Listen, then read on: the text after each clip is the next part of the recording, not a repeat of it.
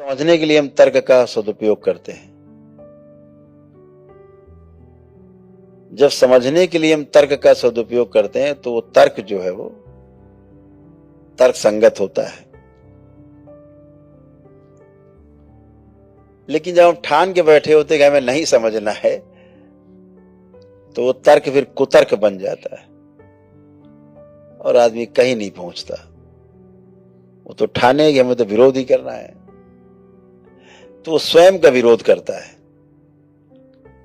विरोध स्वयं का ही होता है, विश्वास स्वयं पर ही होता है। हमेशा ध्यान रखिए, हम किसी का दूसरे का विरोध कर रहे होते हैं अर्थात हम अपना विरोध कर रहे होते हैं। हम किसी पर विश्वास कर रहे होते हैं अर्थात हम अपने ऊपर विश्वास कर रहे होते हैं। मेरे अंदर बहुत विश्वास है, ट्रस्ट है खुद के ऊपर, इसलिए हम दूसरे पर ट्रस्ट कर पाते हैं, विश्वास कर पाते हैं। तो अपने विश्वास को खूब बढ़ाना है, स्वयं पर विश्वास मजबूत करना है। तो स्वयं पर विश्वास होगा कैसे? जब समाधान आपको दिख जाएगा, किसी प्रश्न का उत्तर दिख जाएगा, किसी समस्या का समाधान दिख जाएगा, तो आपका विश्वास अपने आप बढ़ जाएगा। कोई समस्या आपके सामने आई, आपको उसका समाधान दिख गया, तो अपने वो ट्रस्ट आ जाएगा, अरे ठीक है कर लेंगे। तो हमेशा समाधान की तरफ जाना है, समाधान ढूंढना है। केवल प्रश्न के ही जंगल में नहीं उलझना है, हमें समाधान की ओर जाना है, समाधान पे ध्यान देना है। और जैसे हमें समाधान होता है, हमारे को समाधान मिलता है, फिर हम परिवार की ओर ध्यान दे पाते हैं। सबसे पहला जो हमारा विश्वास जब जमता है अपने ऊपर, तो हमारा सबसे पहला ध्यान अपने परिवार पर जाता है। परिवार पर जैसे ही ध्यान जाता है तो परिवार को समृद्ध करने का भाव सबसे पहले आता है। कैसे हमारा परिवार समृद्ध हो, समृद्धशाली बने, ताकि रोजी रोटी की कोई कमी ना हो, घर द्वार की कमी ना हो, वस्त्र आभूषण आदि की, भोजन आदि की कोई कमी ना हो। कोई कमी नहीं है यानी कोई अभाव नहीं है। अभाव का भी जब अभाव हो जाए तो समझ लो समृद्धि आ गई है।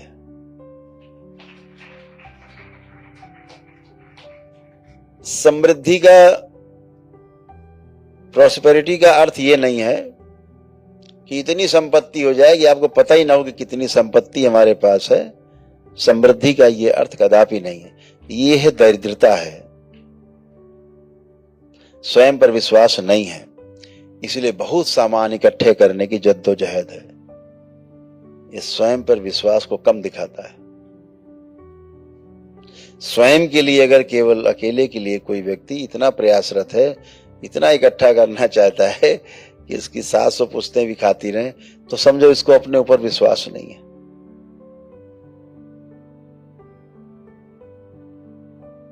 तो जैसे ही अपने ऊपर विश्वास आता है, परिवार को अपने हम समृद्ध बनाना चाहते हैं।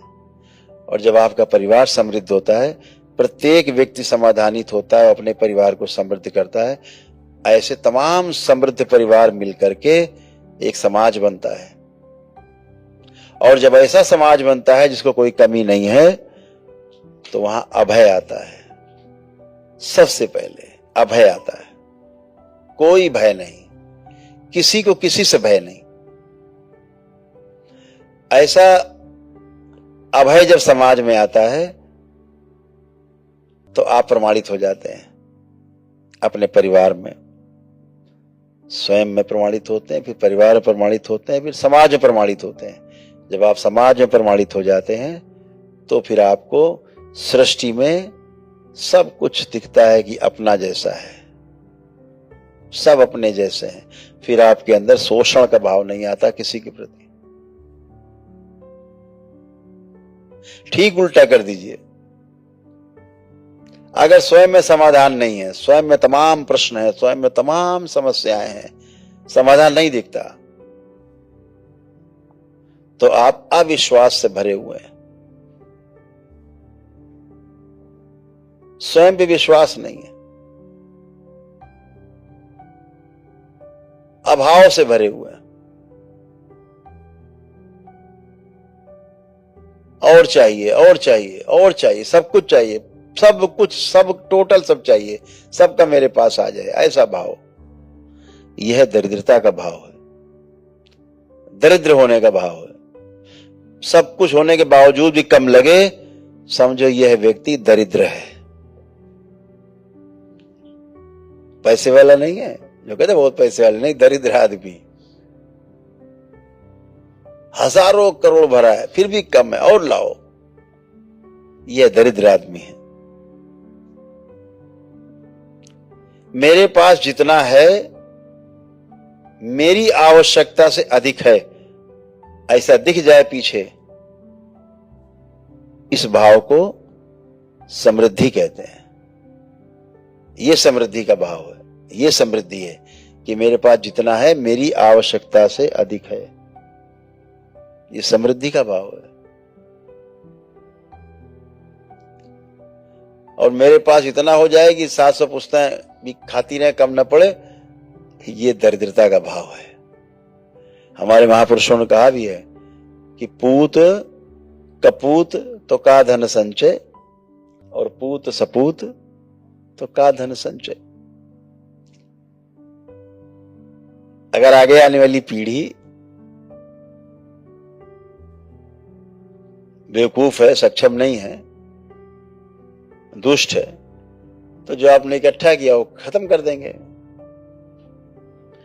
और अगर सपूत है, अगली पीढ़ी मजबूत है, बुद्धिमान है, समझदार है, तो जैसे आपने अर्जित किया वैसे वो अर्जित करेंगे।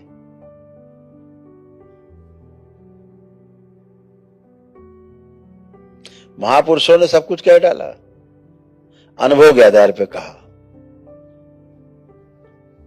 तो ठीक उल्टा क्या हुआ कि जब स्वयं में समाधान नहीं है, स्वयं पर विश्वास नहीं है, तो परिवार में समृद्धि कभी नहीं आएगी, परिवार में कलह होगी।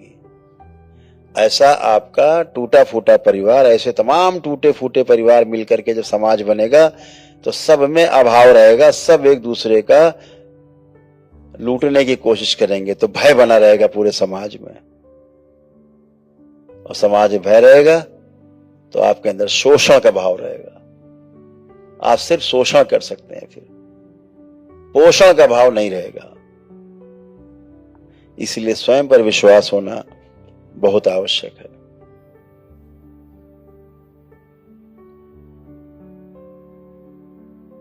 शिव को समझना है तो स्वयं पर विश्वास आना पड़ेगा, लाना भी पड़ सकता है।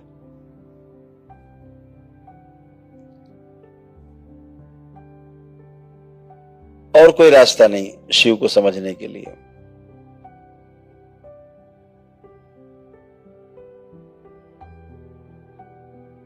और जिस दिन शिव समझ में आ गया, उस दिन जितनी भोलेनाथ की लीला है सब आपको समझ में आ जाएगी, सारा स्थूल में। सूक्ष्म से स्थूल में ही सब है। इस पृथ्वी पर भोलेनाथ जैसे दिखाते हैं, चित्रों में देखते हैं, आप कथाओं में देखते हैं, अपने परिवार के साथ हो सकता है आपके बीच में उपस्थित हो, कहीं मिल जाए आपको। स्थूल में रह रहे हैं भोलेनाथ, तो स्थूल में रहते हैं। लेकिन शिव को समझने के लिए स्वयं पर विश्वास पैदा करना होगा।